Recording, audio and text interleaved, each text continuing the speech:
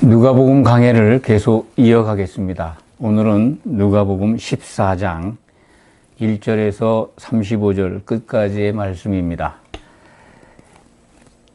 누가복음이 우리에게 전하는 가장 큰 특징에 대해서는 여러 차례 말씀을 드렸습니다. 누가는 예수님의 공생애를 기록하면서 성령의 역사를 아주 중요하게 다루고 있습니다. 그것을 기억하면서 오늘 말씀을 함께 나누고자 합니다. 먼저 누가복음 14장 1절에서 6절 사이에 기록된 말씀은 안식일에 관한 예수님의 가르침입니다. 안식일 날 일부러 수종병 든 한 사람을 고쳐주시죠. 율법 교사나 바리새인들 앞에서 의도적으로 고치신 겁니다. 그러면 안식일의 논쟁을 우리는 여러 차례 살펴봤는데 다시 한번 정리해 드리면 안식은 언제 있었는가? 구약 성경을 통해서 살펴보면 아주 쉽게 이해할 수 있을 겁니다. 안식은 하나님께서 아담이 만들어진 후에 하셨습니다.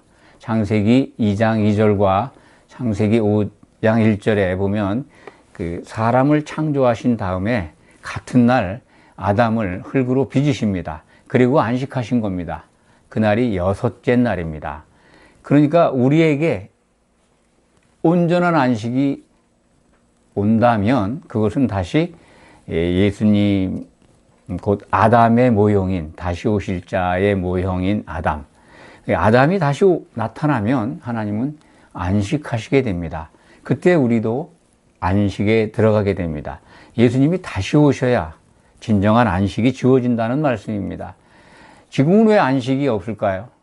우리가 주일마다 이렇게 안식일로 생각을 해서 예배 드리고 그러는데 그것은 이 구약에서 이어져 내려오는 유대교 전통에 의한 잘못된 생각입니다. 안식은 예수님 안에서 안식이 주어집니다. 근데 참된 안식은 예수님이 다시 오셔야 합니다. 참된 안식이라고 하는 것은 안식을 회방하는 자가 없다는 겁니다. 우리 안식을 누가 회방합니까? 사탄 마귀가 회방하고 있지 않습니까? 마귀가 있는 한 우리에게는 안식이 없습니다. 그런데 예수님이 오시면 마귀를 무적행에 잡아놓잖아요. 그래서 그때 안식이 시작이 됩니다. 마귀가 무적행에 들어갈 때까지 안식은 우리에게 참된 안식은 주어지지 않습니다.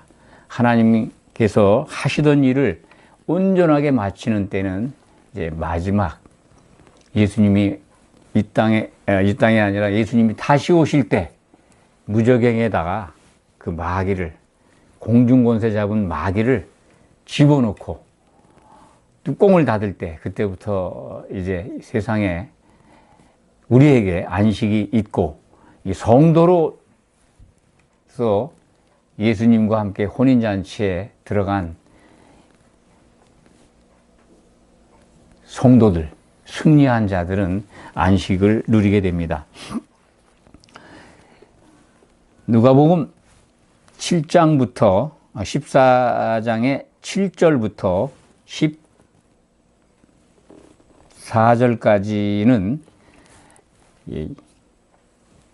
사람이 낮아지는 것, 겸손해지는 것에 대해서 말씀하고 있습니다. 잔치집에 갔는데 예수님이 초청을 받아서 갔는데 아주 사람들은 다 높은 자리에 앉길 좋아하죠. 높은 자리에 가서 앉아있는 사람들을 보시고 예수님께서 이 비유로 말씀하십니다. 누구나 혼인잔치 청함을 받았을 때 높은 자리에 앉지 말고 낮은 자리에 앉으라 라는 말씀입니다. 너보다 더 높은 사람이 나중에 오면 그 높은 자리에 앉아 있다가 이렇게 자리를 양보하게 되고 내려와 앉아야 되지 않느냐. 좀 수치스럽죠? 망신스러운 모양을 만나게 됩니다. 이제 그런 것들, 근본적으로 사람은 겸손해야 된다는 말씀을 주고 계십니다. 우리가 복음 안에서 겸손을 생각할 때 제일 먼저 우리는 잊지 말아야 될 것이 있습니다. 세상에 인간 중에 가장 겸손하고 낮아진 분이 누군가, 그것만 기억하면 됩니다. 예수님보다 더 낮아진 분이 있습니까? 하나님이시면서 사람의 몸을 입고 낮아지셨습니다. 그것은 신약성경 빌립보서 2장 6절에 기록된 말씀을 기억하면은 우리가 늘 확인할 수 있습니다. 하나님의 본체시면서 하나님과 동등됨을 취할 것을 여기지 않고 종의 형체를 가지고 사람이 되셨다. 그래서 죽기까지 복종하셨다. 하나님이 사람이 된다는 것을 한번 생각해 보시기 바랍니다. 하나님은 영이십니다. 우리와 같은 몸과 피가 있는 그런 상태의 존재가 아닙니다. 근데 사람은 육체를 가지고 있다는 건 피를 가지고 있고 혼을 가지고 있습니다. 하나님이 전지전능하시고 시공을 초월해서 존재하시고 생각한 것들이 다 이루어지시는 그러한 하나님이 우리와 같이 불편한 몸을 가지고 이 땅에 오셨다는 게 상상이 됩니까? 그거보다 더 낮아질 수 있습니까? 예를 들어 말씀드리면 우리가 뭐 지렁이나 군뱅이나 무슨 참 벌레 같은 미생물로 개미 같은 걸로 사람이, 예를 들어서 개미를 구원하기 위해서 사람이 개미가 된다고 한번 생각해 보십시오. 그 가능하겠습니까? 얼마나 불편하겠습니까? 이 개미의 세계는 그저 땅 지면을 왔다 갔다 하는 직선의 세계밖에는 모르는, 입체적인 공간을 알 수 없는 세계의 벌레 아닙니까? 곤충. 개미가 곤충인가요? 어쨌든 그런 이 벌레 수준의 동물로 사람이 바뀌는 것도 상상할 수 없는데, 하나님이 만물의 주인이시고 창조주 하나님이 사람이 되신다는 게 상상이나 할 수 있습니까? 그 불편함을, 그것을 우리가 어떻게 상상이나 할 수 없죠. 상상은 안 됩니다. 하나님이 사람이 된 게 얼마나 불편한가를 실감하지도 못합니다. 그러니까 우리가 겸손해야 된다라는 것, 인간적 기준에서 한번 생각해 볼 때, 예수님이 낮아진 것만큼 우리가 낮아질 수 있다면 최고의 겸손입니다. 우리는 그 겸손에 갈 수도 없고 갈 필요도 없습니다. 예수님 안에서 겸손이라는 게 뭔가를 배우고 내가 어느 정도까지 낮아져야 되는지, 낮아지는 것이 뭔지 그 뜻을 이해하면 됩니다. 그래서 사람들은 아주 칭찬받고 높임받고 대접받기를 좋아하잖아요. 누구나 다. 우리 크리스찬들도 그런 분들이 많습니다. 저도 그렇습니다. 어디 가서 무시당하는 것보다는 대접받고 이렇게 높은 자리에 앉고 그렇게 추앙받고 그런 마음들이 있습니다. 그런데 그걸 좋아하지 말라는 겁니다. 그런 거 관계하지 말라는 거예요. 당장은 그것이 내가 무시당하는 것 같고 불편한 것 같지만 그렇지 않습니다. 세상에서 무시당하면 좀 어떻습니까? 예수님보다 더 무시당하겠습니까? 그거 생각하시면 됩니다. 내가 아무리 모욕을 당하고 수치를 당하고 짓밟힌다 하더라도 예수님만큼 수모를 당하고 수치를 당하고 모욕을 당하고 그리고 낮아질 수 있겠는가 하는 것, 기억하신다면 우리는 얼마든지 우리가 사는 이 땅의 삶 속에서 낮아지고 겸손해질 수가 있습니다. 그래서 예수님은 너희가 잔치를 베풀려거든, 잔치 얘기 계속 하십니다.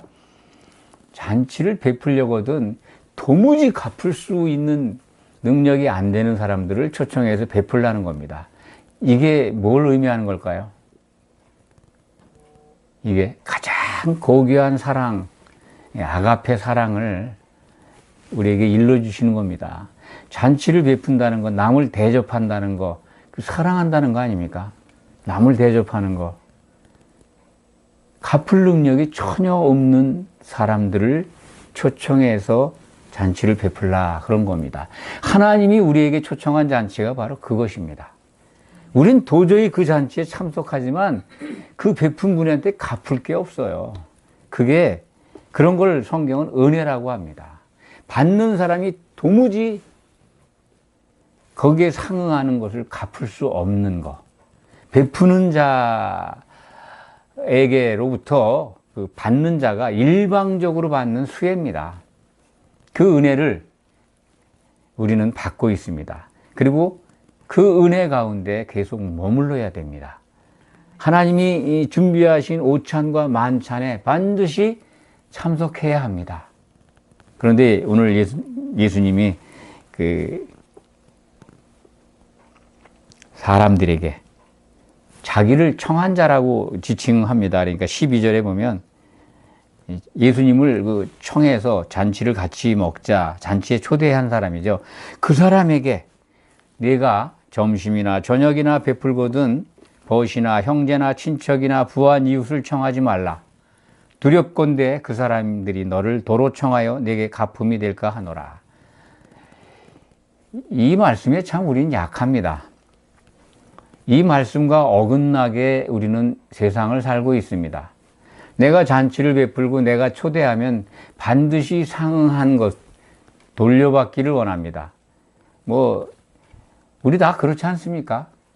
혼사에 참석을 해서 축의금을 내면 우리들 혼사에 또 그가 참석해서 상응한 부조를 하기를 기대하지 않습니까? 상부상조라 그래서 서로 주고받고, 그것은 예수님 말씀을 보면은 이거는 갚음을 받는 잔치는 잔치가 아닙니다. 하지 말라는 거잖아요.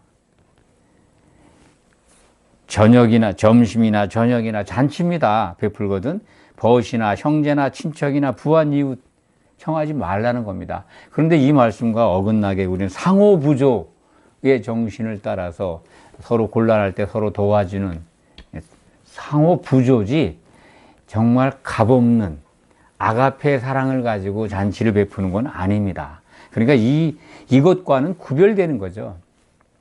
그래서 예수님은 우리에게 잔치를 베풀거든 13절입니다. 차라리 가난한 자들, 몸 불편한 자들, 저는 자들과 맹인들을 청하라. 한마디로 가난한 자, 돈 없는 자, 갚을 능력이 없는 자와 더 열악한 자들이죠. 이 자세히 들여다보면 신체적 장애를 갖는 분들입니다. 그런 사람들 도무지 부하고는 관계가 없는 그들을 초청해서 잔치를 베풀라는 겁니다. 우리 이 말씀에 한번 적용해 보시기 바랍니다. 과연 우리가 그들을 향해서 잔치를 그렇게 베풀고 있는가? 잔치라는 말씀을 하셨지만은 우리가 누구를 대접하고 생각하고 사랑한다면 그렇게 하라는 겁니다. 생각나는 게 많이 있을 겁니다. 14절을 한번 보실까요? 그리하면 그들이 갚을 것이 없으므로 내게 복이 된.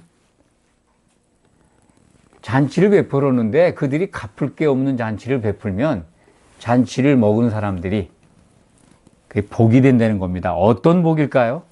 참 놀라운 복입니다. 이는 의인들의 부활 때 내가 갚음을 받겠음이라. 의인들의 부활을 알면은 이게 어떤 복인지 알게 됩니다.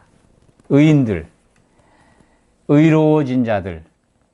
저는 이것을 혼인 만찬에 참석하는 것, 혼인잔치에 들어가는 것, 최고의 복입니다. 최고의 복을 받는다는 겁니다. 그걸 누가 갚아줄까요? 만찬 받은 사람들이 갚아줄까요? 같이 이제 가난한 자들, 잔치를 대접받은 자들이 갚을까요? 그게 아니라 예수님이 갚아주신다는 겁니다. 하나님이 갚아주시는 그 사랑을 서로 나누라. 그런 말씀으로 받아들이시기 바랍니다. 그 복을 받기 위해서 우리는 이와 똑같은 정말 잔치를 베풀고 그런 사람들을 모셔다가 참 조건 없는 잔치를 베풀고 대접하는 거 좋지만은 이 말씀과 연관해서 우리는 내게 있는 것을 누구에게 나눠주고 공급하고 대접한다면 받을 생각하지 말라는 겁니다. 하나님 거 가지고 나눠준 거니까요. 내 거라고 생각하니까 받으려고 하는 거 아닙니까? 하나님께 받은 거라는 생각을 한번 해보십시오. 하나님 거 나눠주는 거예요. 그러면 그렇게 한 사람들을 예수님은 의인들의 부활 시에 혼인잔치에 참석하게 하신다는 겁니다.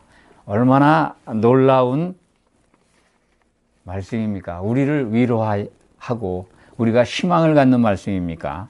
15절부터 24절까지 그 바로 오전에 마태복음 22장 1절에서 14절 말씀을 통해서 살펴본 이 청함을 받은 자들은 많은데 택함을 입은 자들은 적다.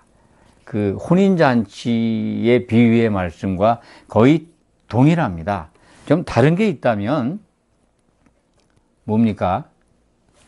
다른 게 있다면 마태복음 22장에는 한 임금이라고 그 잔치를 준비한 분이 한 임금으로 비유가 됐는데 누가복음 14장에는 어떤 사람으로 한 사람으로 이렇게 기록이 되어 있습니다.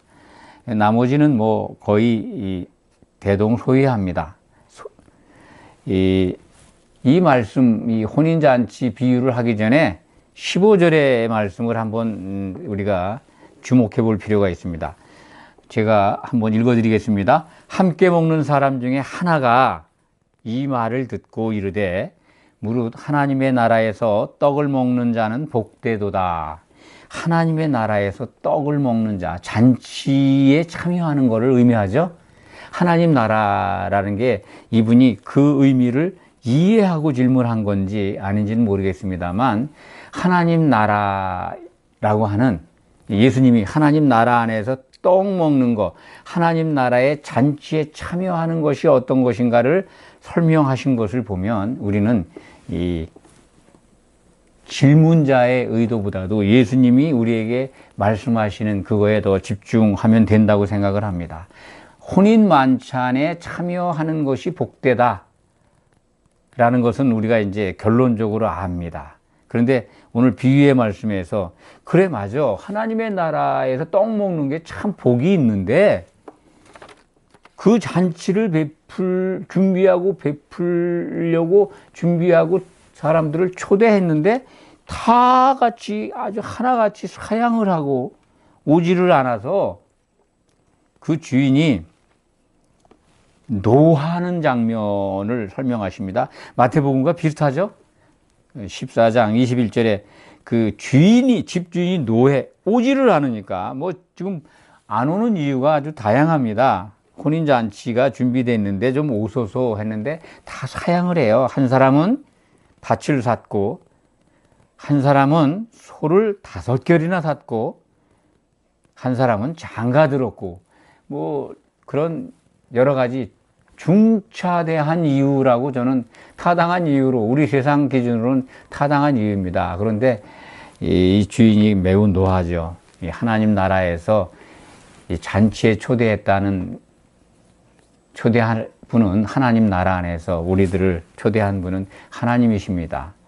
예수님의 복음을 듣고 정말 천국의 백성으로 오라. 그래서 거기서 혼인잔치에 참석하도록 잘 준비하라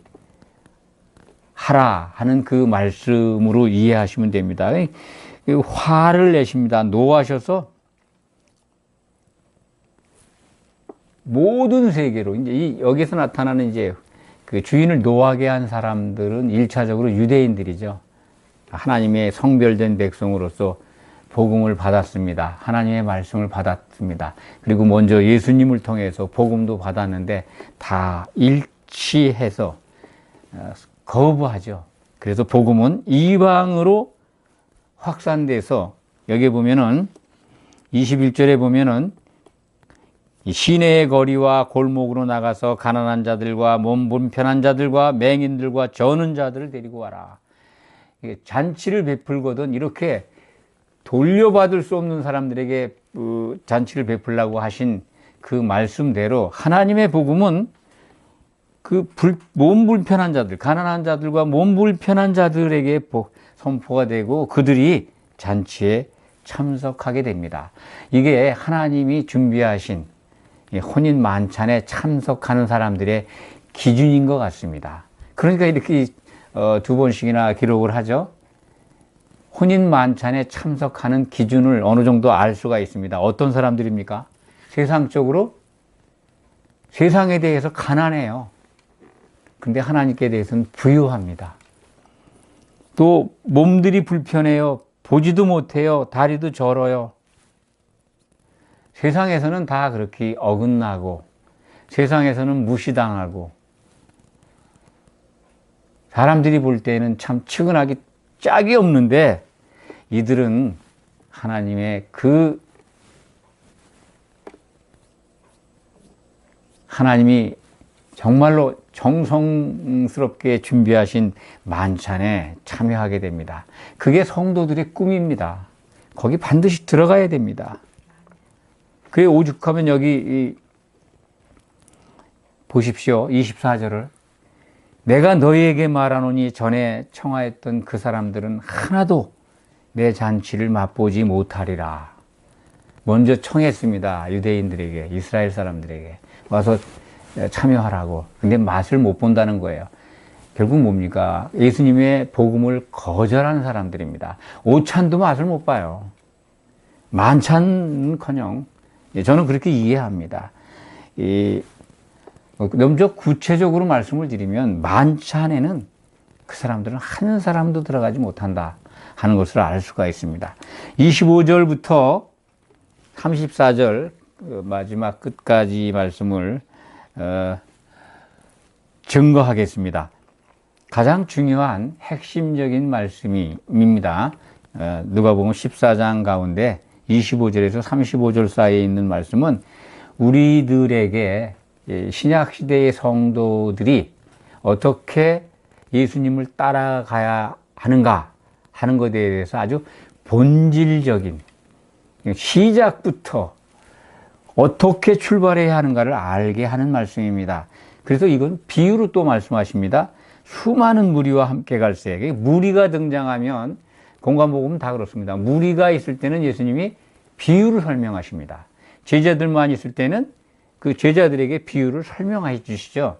오늘 말씀은 아마 제자들이 같이 있었을 거고 별도로 설명을 해 주신 것은 기록되어 있지 않습니다.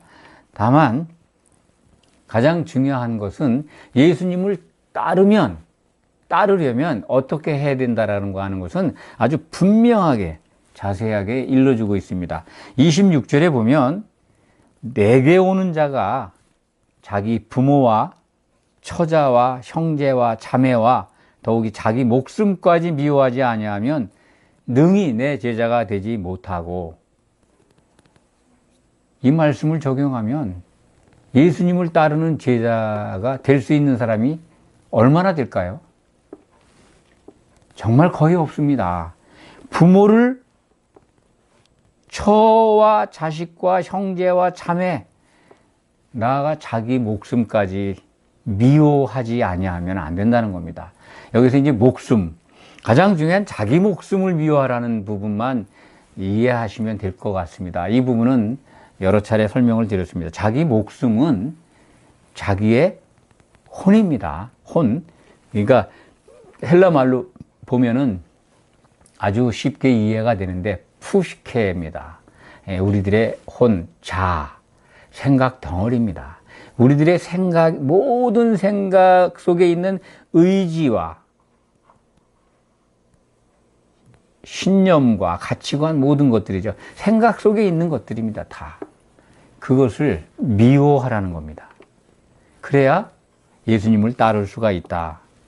이것을 신약 성경은 자기 부인, 자기 부정, 자기 십자가라고 말씀합니다. 27절에 보면 그 말씀을 그대로 받아서 누구든지 자기 십자가를 지고 나를 따르지 않는 자, 이게 따르지 않는 자라고 얘기했는데, 자기 십자가를 지고 나를 따르지 않는 자는 번역이 잘못된 겁니다. 자기 십자가를 안 지고 나를 따르는 자. 이렇게 원문은 그렇습니다. 자기 십자가를 안 졌는데 예수님을 따른다고 하는 거예요. 이 오늘 우리말 번역에 자기 십자가를 지고 만약 자기 십자가를 졌다면 예수님을 따를 수밖에 없습니다. 자기 십자가 진 사람이 예수님 안 따르겠습니까? 그러니까 번역에 오류가 있다 하는 것을 기억하시기 바랍니다. 자기 십자가를 안 지고 나를 따르는 자는 능히 내 제자가 못 된다. 자기 목숨을 미워하는 자입니다. 자기 목숨을 미워하는 자는 내 제자가 된다. 그 말씀입니다. 그러니까 강조하신 거죠. 26절의 말씀을 27절에 풀어서 다른 말로 강조하신 말씀입니다. 이해하실 수 있을 거라 봅니다. 자기 십자가, 그러니까 자기 십자가가 뭐냐면 자기 목숨을 미워하는 거예요. 자기라고 하는 건 자아라고, 목숨이라고, 혼이라고 말씀을 드렸습니다. 십자가는 죽음의 형틀입니다. 죽음의 형틀. 우리가 우리의 혼을 십자가에 매다는 것은 우리의 생각을 내버리는, 죽이는 겁니다. 던져버리는 거죠. 내버리는 겁니다. 그래야 우리 안에 있는 내 생각이 나가야 그 속에 예수님의 생각이, 예수님의 것이 들어오는 겁니다. 그래야 예수님의 제자가 된다는 거죠. 이 제자는 신약성경에서 사도행전을 지나면요, 다 성도라는 단어로 바뀝니다. 제자라는 단어는 더 이상 쓰여지지 않습니다.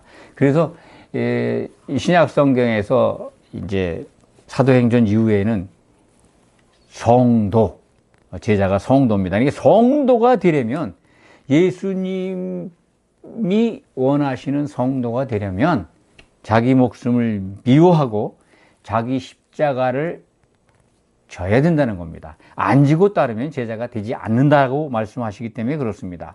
오늘 말씀 참 중요한 말씀입니다. 이것을 너무나 다들 이 말씀을 거의 무시하는 정도인 것 같습니다. 기억하려 들지도 않고, 이런 말씀이 기록되어 있는 걸 압니다만 아주 쉽게 통과합니다. 그래서 예수님을 향해서 주여 주여 하면 자기 십자가를 지고 예수님을 따르는 걸로 그렇게 스스로 너그럽게 인정합니다. 그럴까요? 자기 십자가를 졌다면요, 오늘날 교회에 모인 성도들의 모습이 그럴까요? 자기 십자가, 자기 생각을 미워했다면, 자기 십자가를 졌다면, 예수님의 생각과 같아진 성도들이 모여 있다면 교회는 하나가 되어 있을 겁니다. 다른 생각이 일어나겠습니까? 이것이 굉장히 드물다는 겁니다. 이렇게 신앙생활 할 수 있는 것들이, 그 길이 너무나도 드물다. 그래서 청함을 받은 자들은 많은데 택함을 입은 자들은 적다는 겁니다. 자기 십자가를 지고 예수님을 따를 수 있는 길이 딱 한 가지 있습니다. 그것을 우리가 알아야 합니다. 그것이 어디에 기록되어 있냐면 33절에 기록되어 있습니다. 이와 같이 너희 중에 누구든지 자기의 모든 소유를 버리지 아니하면 능히 내 제자가 되지 못하리라. 소유를 버리라는 겁니다. 그 말씀이 그 말씀이죠. 그 생각 속에 있는 것 다 버려야 제자가 된다는 겁니다. 그런데 그 소유를 버리는 것에 대해서 소금의 비유로다가 일러주십니다. 소금이 좋은 것이나 소금도 만일 그 맛을 잃으면 무엇으로 짜게 하리요? 땅에도 거름에도 쓸데없어 내버리니라. 들을 귀가 있는 자는 들을지어다. 이 귀가 있어야 합니다. 오늘날 참 자기 귀가 가려워서 듣고 싶고만 듣는 분들이 참 많습니다. 그래서 유튜브 동영상에도 자기가 듣고 싶은 것만 찾아 듣죠. 조금 이상하고 계속해서 들어왔던 말씀이 아니면 경청하려 들지 않습니다. 귀가 가렵습니다. 그게 성경의 예언입니다. 그걸 뭐 이상하게 생각할 필요가 없습니다. 들을 귀가 있는 거 어마어마한 은혜입니다. 성경에 기록되어 있는 것대로 말씀을 드려도 성경적으로 선포되지 않는 성경에 기록되어 있는 것과 다르게 선포하는 말씀에 익숙해져서 그래서 귀가 그거에 가려운 겁니다. 그거에 익숙해져서 성경 속에 있는 그대로 말씀을 드려도 그것을 인정하지 않고 불편해합니다. 이 말씀을 듣는 여러분들은 제발 그렇게 되지 않길 바랍니다. 이제는 성경 속에 있는 것, 성경과 왜 다른 것을 나는 지금 듣고자 하는가 하는 그런 스스로의 깨우침이 있어야 합니다. 이 소금은 자기가 녹아서 자기는 없어져 버립니다. 자기 생각이 없어지는 거예요. 자기 생각이 없어질 때 주변의 모든 재료들에게 맛을 내고 조화를 이루게 됩니다. 그 음식이 하나된 통일된 맛을 이루게 합니다. 교회에서 성도는 이 자기 자신의 생각을 내버리고 소금과 같이 없어짐으로 하나가 되게 해야 합니다. 그 가능할까요? 그걸 가능하게 하는 분이 성령이십니다.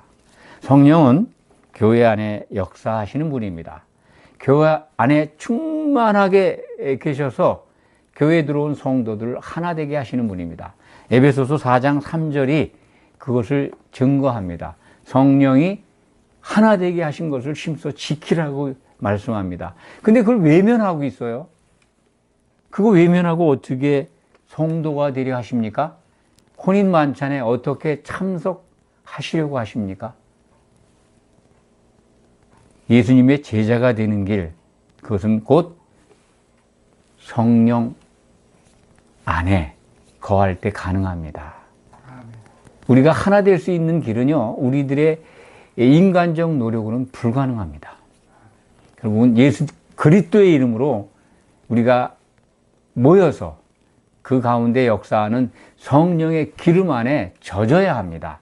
그래야 우리는 같은 생각을 갖게 되고 우리들의 생각을 내버리게 되고 예수님의 몸으로 세워져 갈 수가 있습니다. 그래야 예수님의 제자가 되어서 혼인 만찬에 참석하게 됩니다. 그 자리에서 우리가 하게 되는 것이 신약성경에 약속되어 있습니다. 교회 가운데에서 예수님은 형제들과 더불어 아버지를 찬양하시겠다고 하셨습니다. 그 할렐루야 찬송을 하는데 우리 들어가야 되지 않겠습니까? 그 꿈이 이루어지기 위해서 우리는 자기 십자가를 져야 합니다. 자기 십자가는 자기 목숨, 자기의 생각, 자기의 혼을 미워하는 겁니다. 그걸 내버리는 겁니다. 이러한 가장 큰 복이 우리들에게 임하기를 축원합니다. 아멘. 기도하겠습니다. 아버지 하나님 감사합니다. 자기 십자가 우리 생각의 형틀을 지고 우리들의 모든 혼적인 것을 버리고 주님 앞에 나와서 예배 드렸습니다. 하나님의 말씀을 받았습니다. 그래서 예수님을 향하여 제자가 되는 길을 가고자 합니다. 자기 십자가를 질 수 있도록 우리들이 성령 안에 머물러서 우리들의 생각을 다 부인하고 예수님의 생각만으로 가득 채워지도록 크신 은혜를 간구합니다. 이것이 오늘 모인 성도들과 이 설교 영상을 보고 듣는 분들에게 임하기를 원합니다. 하나님의 크신 사랑과 예수 그리스도의 구속의 은혜가 우리에게 머물기를 원합니다. 예수님의 이름으로 간절히 기도하옵나이다. 아멘.